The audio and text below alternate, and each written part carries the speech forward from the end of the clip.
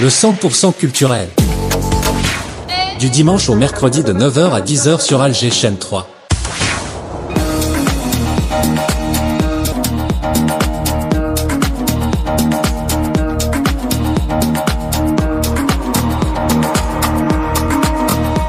Et bonjour, ravi de vous retrouver ce matin. En ce début de semaine, on reprend notre grille de l'année. Et c'est que du bonheur d'être en votre compagnie. Hakim Abdelghafour, le réalisateur du 100% culturel, vous salue, vous souhaite un bon retour, une bonne fête de Eid al-Fitr. Et c'est que du bonheur de vous retrouver, mes amis, jusqu'à 10h, le 100% culturel. Notre invité en ce début, donc ce retour, à la grille de l'année. On l'entame avec Madame Zehia Guelimi qui est parmi nous ce matin. On est ravis de la retrouver après quelques temps d'absence. Elle rebondit, elle revient avec une superbe exposition. Ce sera ce samedi au niveau de la Galerie Dar el-Kenz à Chiraga Bouchaoui. Et on est ravis de la recevoir. Bonjour Madame, bonjour Zehia Guelimi, merci d'être là. Bonjour Linda, c'est toujours un plaisir et ça m'a manqué quand même. Oui, ça écoutez, fait quand même trop longtemps. Vous nous avez énormément manqué, Zehia Guelimi, qui est aussi connue pour son amour pour l'art, les artistes algériens des quatre coins du pays. Elle va à la recherche de nos artistes. Elle met en avant les artistes, les sculpteurs, les artisans bijoutiers. Tout cela, c'est aussi à travers notamment ces tailleurs aussi de pierre, ces tailleurs donc de produits, donc ces minéraux que l'on retrouve aussi au fin fond de l'Algérie, notamment à Tamanrasset. Elle vous donne rendez-vous avec l'éloquence saharienne. C'est le titre de cette belle exposition qui ouvrira ses portes le 12 avril, samedi, à partir de 13h. Vous savez, pour les expositions, on peut donner cet horaire à partir de 13h et pas à un concert, ni à une conférence, n'est-ce pas, ni à une projection de film. À partir de 13h pour un vernissage, c'est ok, c'est possible. Même super, vraiment c'est possible. Donc à partir de 13h au niveau de la galerie Dar el-Kenz ici à Alger. Donc on va s'écouter une chanson, un hymne à la femme. Voilà, I Love You Woman avec Elton John dans le 100% culturel, 9h17 minutes.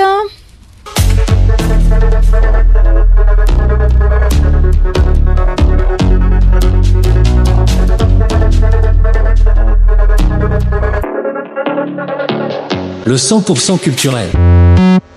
Et puis une page d'histoire s'ouvre ce matin avec un hommage qui a été rendu dans la wilaya de Tizi Ouzou au 66e anniversaire de la mort de Si Amirouche et Si Hawes. C'est une correspondance de notre collègue Mohamed Haouchine depuis Tizi Ouzou.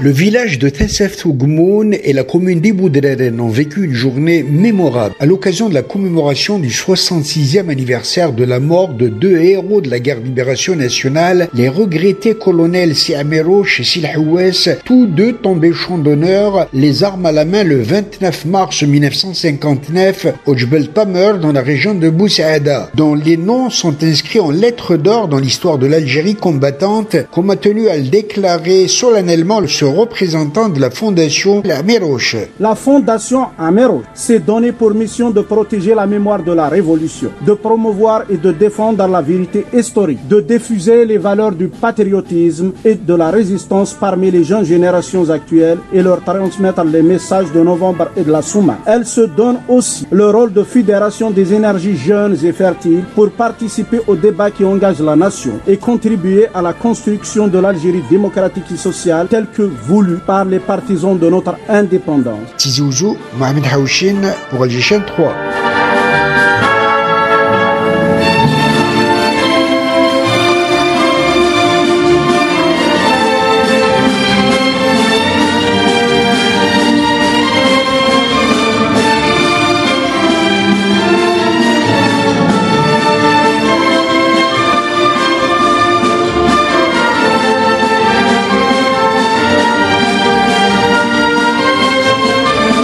Voilà, il est 9h19 minutes.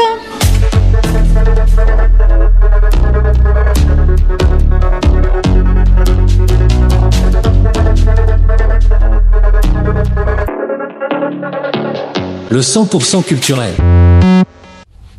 Et on reste bien entendu avec notre invité de ce matin, Zahia Guilimi.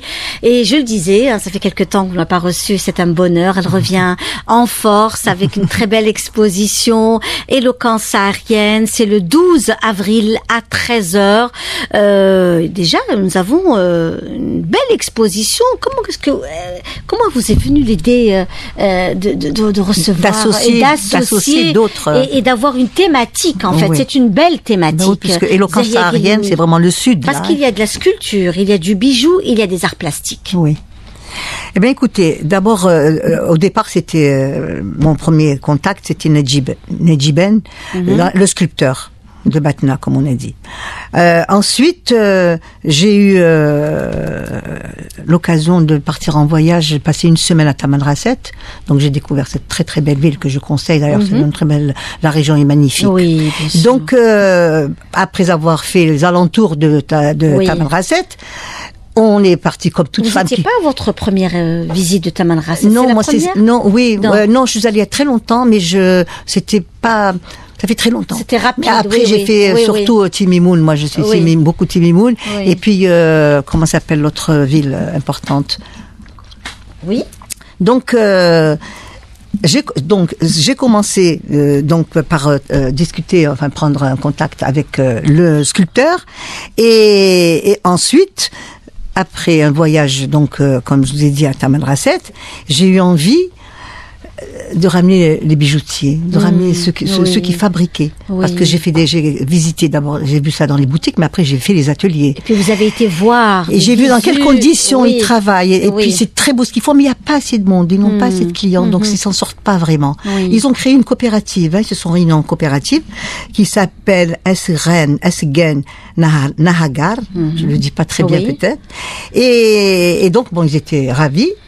Et voilà, l'occasion est venue de réunir un sculpteur et de réunir des bijoutiers où ils travaillent surtout que l'argent et avec quelquefois des pierres précieuses, semi-précieuses. Évidemment.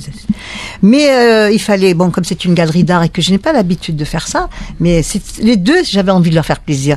Je me suis dit, on va garnir les murs, mais on va rester dans le thème. Donc j'ai tout de suite pensé à Selami.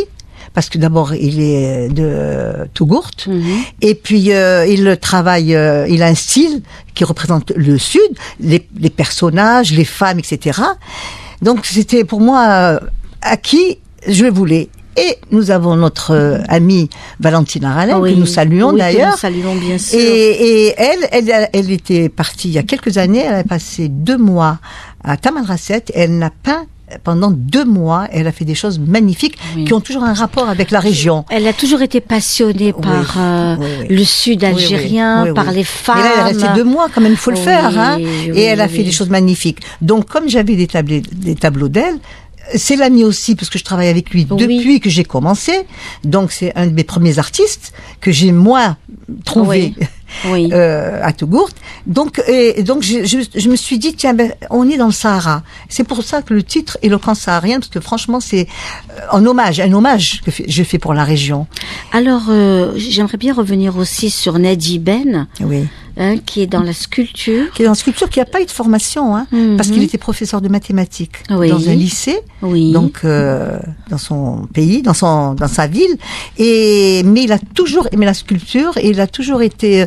Il m'a dit d'ailleurs même quand il est dehors dans la rue, il marche et puis il voit un truc, une barre de fer, un morceau de bois, machin, etc. Dès que ça l'inspire, il le prend. Puis il entasse. Puis quand il a envie de travailler, il regarde un peu, puis les idées lui viennent comme ça. Ce qui fait qu'il fait des choses magnifiques. D'ailleurs, sur la carte d'invitation, que malheureusement on ne peut pas montrer, c'est un buste en métal qu'il a fait. Voilà. Donc, ce qui fait que c'est vraiment le Sud qui est réuni, même si Valentina n'a rien à voir. mais elle est dans le Sud aussi par rapport à ses œuvres. Elle a passé 2 mois quand même à travailler. Et avec nous Zahia Guelimi, 9h27, le 100% culturel pour ceux qui viennent de nous rejoindre ensemble jusqu'à 10h. Hakim Abdelghafour à la réalisation. Zahia Guelimi est là et elle vous attend, elle vous donne rendez-vous ce samedi à partir de 13h au niveau de la galerie Dar el-Kenz à Bouchaoui chez Raga. Donc elle est parmi nous avec Nedji Ben qui elle nous disait que justement ce fameux sculpteur de la région de Batna. Il est de Batna. N'est-ce pas, qui est passionné par la sculpture. Nous avons Selami qui est de la région de Tougourt. C'est un excellent peintre. C'est un de mes premiers peintres que j'ai pris quand j'ai ouvert ma galerie il y a maintenant. Ça va faire 30 ans. Oui, une non, trentaine je vais d'années. boucler les 30. Non, je vais boucler 30 ans l'année prochaine. Magnifique. Oui. Ouais. Et les 30 ans de Dar el-Kenz, oui, donc le temps passe tellement vite. Et puis vous soutenez, vous accompagnez l'artisanat et les bijoux traditionnels. C'est vraiment magnifique ce qu'ils font. Déjà sur la photo, on peut voir le travail de ces artisans de Taman Rasset avec Essaren Nahagar qui aussi donc le sculpteur aussi avec le travail qu'il fait, donc le buste féminin magnifique fait par les doigts et les mains de cet artiste Nedji Ben et puis Valentina Ranem.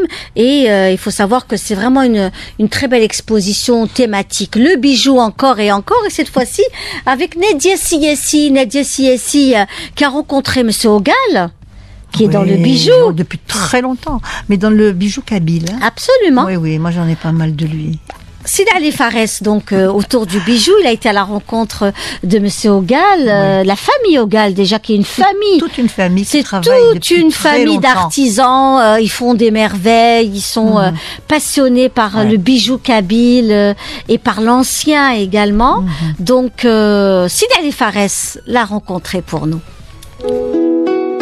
Le bijou kabyle traditionnel est fait à la main, fabriqué avec soin à partir de matériaux de haute qualité. Un accessoire qui vient agrémenter une tenue, lui apportant une touche, la finir et la parfaire. Jamel Ogal, artisan bijoutier. Ce métier de bijoutier qui s'est transmis de père en fils, كان جدي الله يرحمه كان يخدمه وانا بابا ومن بعد انايا وثاني عندنا les deux côté maternel côté paternel. Comment vous réalisez vos bijoux? On prépare en plusieurs fils et puis on fait notre modèle. Soit on fait une fibule, une broche. Ça dépend. On travaille comme un tailleur. Ça fait le façonnage. On découpe les fils suivant les modèles, la plaque aussi. Il y a aussi la finition. On fait le lavage, on fait le némaillage. La dernière étape, c'est-à-dire on fait le corail et puis la finition. La dernière étape, c'est le noircissement. Cette étape, on l'a fait avec un produit qui s'appelle platine d'argent. C'est-à-dire ça accélère le processus de vieillissement. Et puis on a fait polir. Présentez-nous les pièces importantes du bijou kabyle. L'appareil kabyle se compose de falsaf, c'est le diadème, c'est l'ornement de la tête, amchbouh, la ziba, qui se porte au cou, et puis il y a la broche fibule. Bon, il y a deux sortes de broches fibule. Il y a avzim d'oro qui se porte sur la tête, et il y a avzim, c'est-à-dire la fibule qui se porte avec un collier en bois, un collier bois, c'est-à-dire un amulette qui a la robe kabyle de deux côtés. Et il y a la broche ronde, c'est avzim. Avzim, c'est une grande pièce ronde qui se porte sur le torse. Il y a aussi des bracelets, amchelour. Il y a un amchelour, c'est-à-dire porter deux pieds, de deux mains, un siège. Et il y a aussi le khalkhal. Le khalkhal, ça porte sur le pied. Ça fait quoi que le bijou kabyle va être inscrit dans le patrimoine mondial de l'humanité? Inscrire le bijou kabyle dans le patrimoine mondial de l'UNESCO, c'est une reconnaissance premièrement du bijou kabyle et de notre patrimoine et de notre richesse identitaire. Ça préserve notre culture et ça nous aide à perpétuer notre métier ancestral, à le faire connaître. Un bijou à base d'argent et de corail, inspiré de la nature, un métier transmis de génération en génération et officiellement soumis à l'UNESCO pour l'inscrire sur le patrimoine culturel immatériel de l'humanité.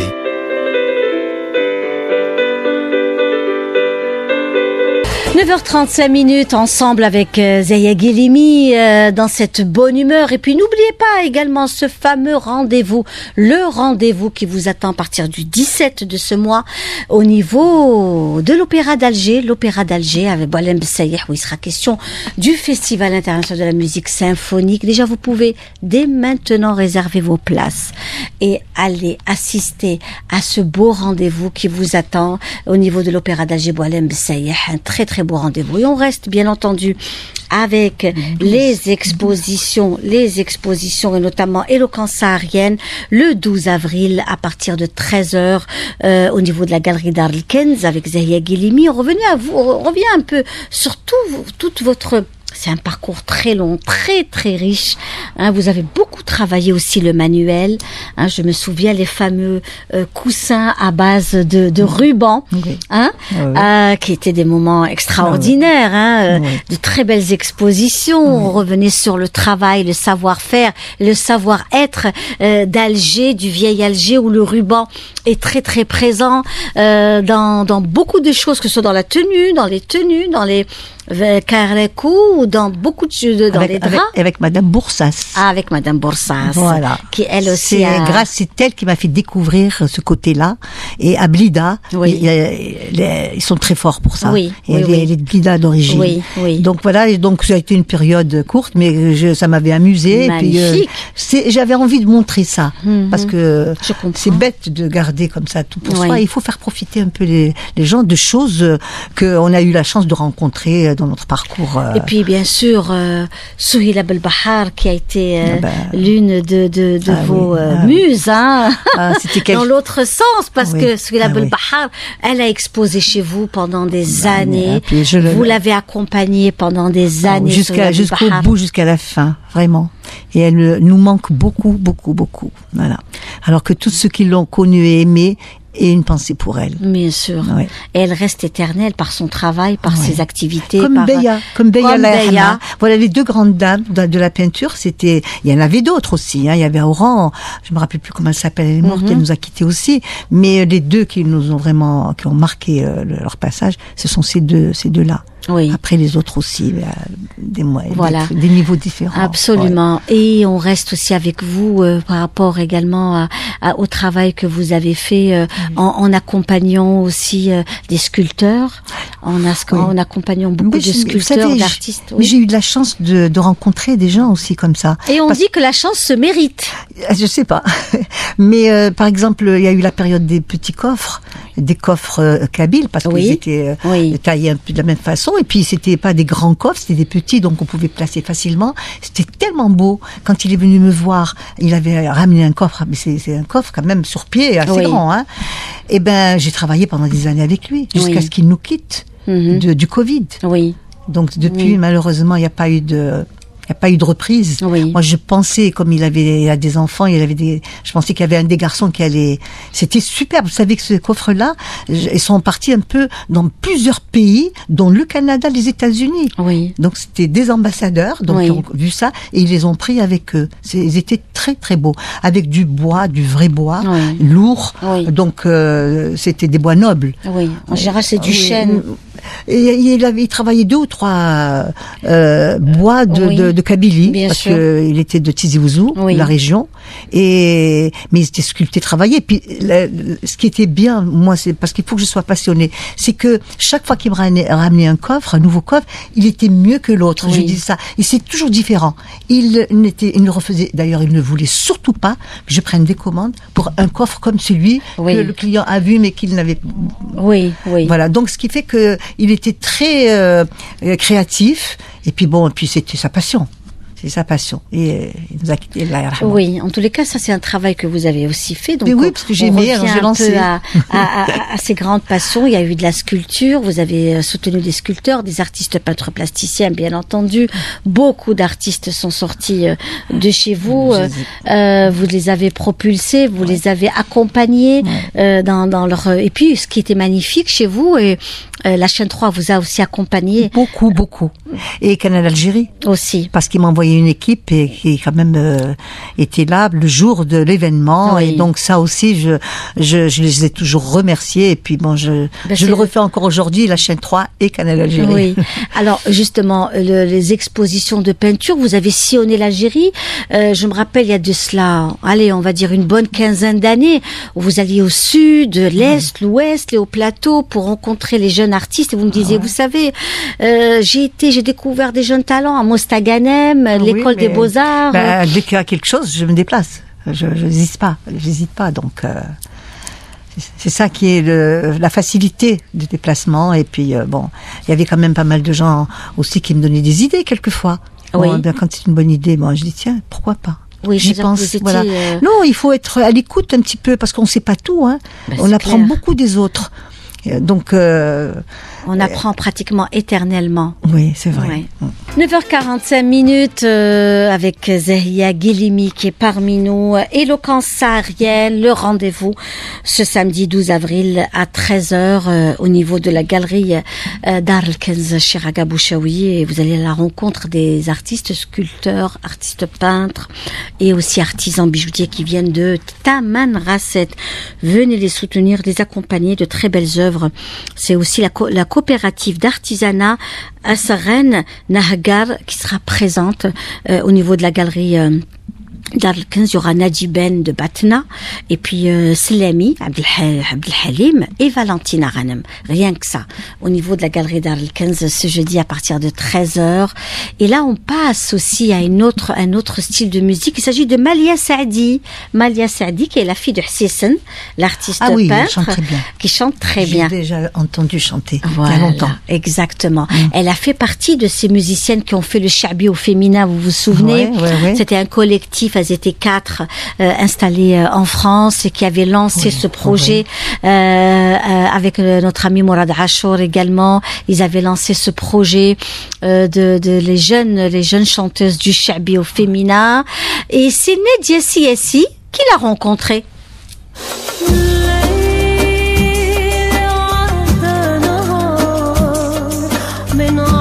Malia Saadi est baignée dans le shabi depuis son enfance. Elle s'en est inspirée et en a fait une passion. Elle est l'une des rares femmes à chanter le shabi et s'imposer à l'échelle internationale. Malia s'inscrit à présent dans un registre plutôt oriental, moderne, une autre belle aventure. Alors, j'ai eu la chance d'avoir été contactée par une maison de disques pour participer à une compilation de musique de film. On m'a envoyé les compositions et j'ai écrit les paroles. Et j'ai aussi assuré l'interprétation. C'est vraiment de l'oriental, mais en même temps très moderne. Et il y a une des chansons que j'ai écrite et interprétée qui a été prise dans un film qui est sorti en 2020, qui s'appelle Bac Nord. Et donc voilà, j'étais heureuse que ça porte ses fruits. Puisqu'il s'agit d'une musique de film, avez-vous lu le scénario au préalable? Alors donc c'était bien des musiques de film, mais il n'y avait pas de scénario. Mais il y avait un thème. Le thème c'était des chansons d'amour, mais il n'y avait pas de scénario. On nous a juste donné un thème, des compositions musicales qui étaient très très jolies. Et donc il fallait écrire des paroles dessus. Mais des paroles sur le thème de l'amour. J'écris des paroles donc en arabe littéraire, etc. Et donc du coup, il n'y avait pas de scénario de film, non, pas du tout. C'était pas pour un film en particulier. C'est un album qui est destiné aux musiques de film, pas un film en particulier, voilà. Comment vous avez construit les textes, les paroles, Malia Saadi? En fait, non, moi quand on m'a contacté pour le projet donc d'un album auquel j'allais participer avec des musiques de films, j'ai été ravie et donc j'ai été enregistrée. Ça m'a vraiment plu et puis surtout ça m'a permis de découvrir d'autres styles de musique et de prendre beaucoup de plaisir à interpréter ce style de musique qui n'a absolument rien à voir avec le shabi. Donc c'est une autre technique de chant. Ça m'a beaucoup plu. Vraiment, j'ai pris beaucoup de plaisir à faire ça. Après, quelle a été ma démarche?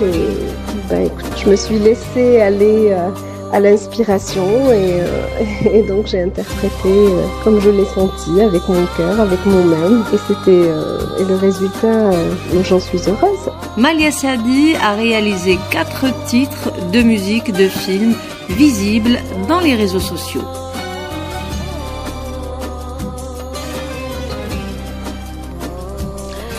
Voilà, Malia Saadi que l'on salue ce matin dans le 100% culturel. Donc les rendez-vous reprennent aussi de plus belle. On va revenir aussi sur les activités prochainement. Nous allons revenir aussi sur les activités du musée maritime d'Alger qui a aussi beaucoup de belles rencontres. D'ailleurs, ce mois de Ramadan a été très riche au niveau du musée maritime d'Alger qui est très très actif en matière d'exposition, de peinture, de conférences, l'histoire. Alors il se trouve au niveau de l'espace maritime militaire d'Alger et il est ouvert tous les mardis donc au niveau de la Mirauté. C'est tous les mardis où ce bel espace est ouvert. C'est la voûte Khairdin. Voilà, c'est la voûte Khairdin, en plein mer. Et là, c'est vraiment il faut y aller. Je connais pas. Ah ben il faut y aller. C'est ouvert tous les mardis et c'est vraiment un endroit magnifique pour nous tous parce que quand vous arrivez dans cette belle voûte de Khairdin, on est habité par l'histoire d'El Jazeera, vraiment d'El Jazeera. On s'écoute un extrait de Malia Saadi. Voilà, il est 9h53. C'était la Malia Saadi qui rendait hommage au cardinal, le Hadj Mohamed Al-Anqa, et un texte bien sûr de Mustafa Toumi, Subhanallah ya Latif, et avec nous Zahia Guilimi qui vous salue, n'est-ce pas Zahia? C'est un plaisir de vous avoir reçu. Ça a été un moment très agréable et vraiment je te remercie. Tu m'as fait profiter enfin de ton expérience. Et ben, je crois que je pourrais peut-être te remplacer un jour. Avec plaisir, marhaba. avec Hakim Abdelghafour à la réalisation. C'est un bonheur en tous les cas de vous avoir reçu, ma chère Zahia Guilimi. Rendez-vous pris, je le disais, samedi prochain au niveau de la galerie Dar el-Kenz. On vous souhaite plein de bonnes choses à vous, Zahia Guilimi. Merci beaucoup. Puis, merci de m'avoir reçu et puis de m'avoir consacré du temps. Avec bonheur. Et nous, on y sera samedi. On sera à la galerie Dar el-Kenz Bouchaoui avec beaucoup de bonheur. Merci beaucoup. À demain.